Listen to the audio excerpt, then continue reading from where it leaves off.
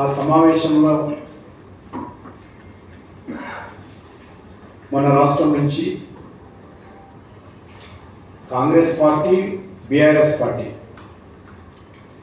రెండు పార్టీలు కూడా పోటీ పడి మాట్లాడడం,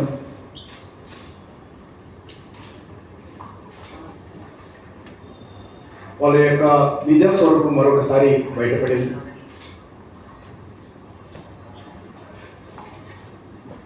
గత 16 నెలలుగా అధికారానికి దూరంగా ఉన్నటువంటి బీఆర్ఎస్ పార్టీ